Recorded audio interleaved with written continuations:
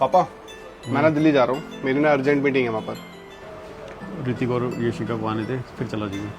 पापा अगर ये 2 बजे वाली बस निकल गई ना, उसके बाद आधे घंटे बाद आएगी बस, और फिर मैं टाइम पे पहुंच नहीं पाऊंगा। लाखों रुपए का नुकसान हो जाएगा मेरा। अरे तो यहाँ मैं सामान कैसे बेचूंगा, कोई है तो नहीं ना। पापा वो आते रहेंगे ना, इतने का कोई ग्राहक सामान नहीं देगा जितने का मेरा नुकसान हो जाएगा। ऐसा मैं जा रहा हूँ। अरे क्या हो गया? लग गई।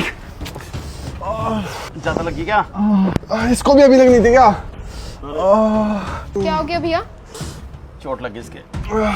इसको भी अभी लगनी थी क्या? अरे चल, जो होता है अच्छे के लिए होता है, कोई बात नहीं। क्या अच्छा हुआ पापा? मेरी बस निकल गई, मीटिंग छूट गई, आप कह रहे हो कि अच्छा हुआ है? ऋतिक एक बार खड़ा कर इसको। चल इधर बैठ पहले तो तू। बैठ, खड़ा हो। आराम से आराम से।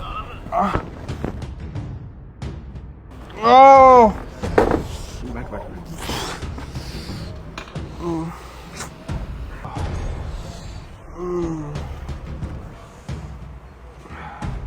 चल कोई बात नहीं, मीटिंग इतनी जरूरी नहीं भाई, पैर भी तो जरूरी है।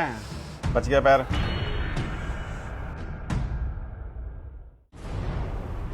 तुमने एक कहानी सुनी है? इधर आ यशिका। देख टाइम तो सही नहीं है, फिर भी मैं तुझे सुना रहा हूँ कहानी। बेशक इसके चोट लगी हो, लेकिन इसमें भी कोई ना कोई भला होगा ना। मतलब ये है कि मैं ऐसे समझ में नहीं आएगा, सुनाई देता हूँ कहानी। एक राजा था, राजा के पास है ना कोई तलवार बेचने के लिए आया। तो तलवार चेक करते समय ना राजा की उंगली कट गई।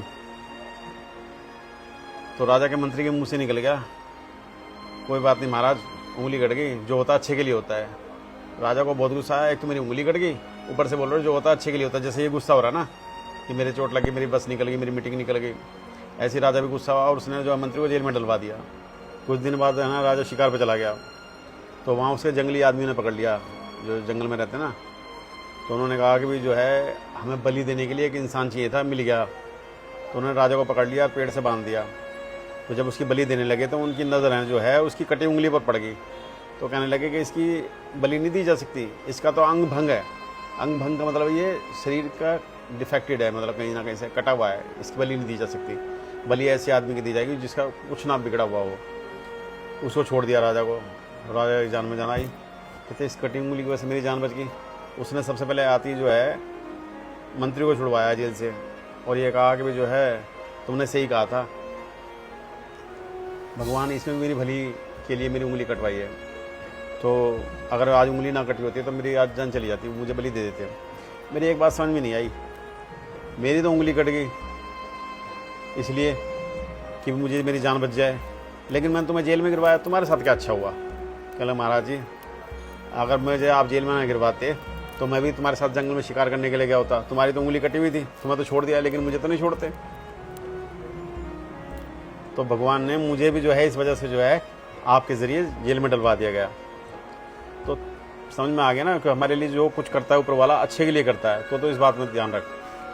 पापा ये सब ना किस्से कहानी है, हकीकत से ना बहुत दूर होती है चीजें। ऐसा कुछ नहीं होता जैसा आप बोल रहे हो।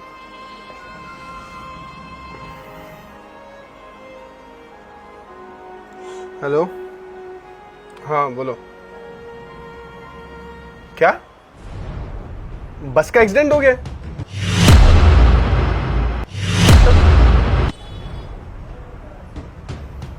ठीक है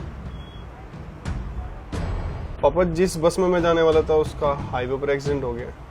कभी कभी है ना आदमी को ना समझाने में टाइम लग जाता है, लेकिन तुझे है ना समझाने में ऊपर वाले ने टाइम नहीं लगाया।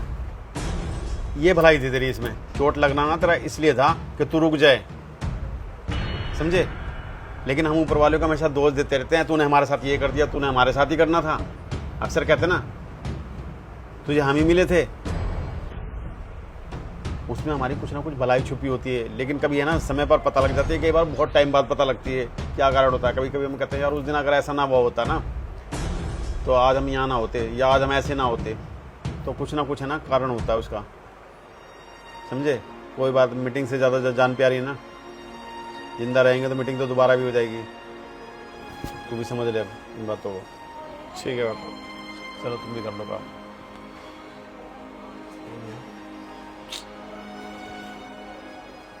चलो है अब आराम? हाँ आराम है।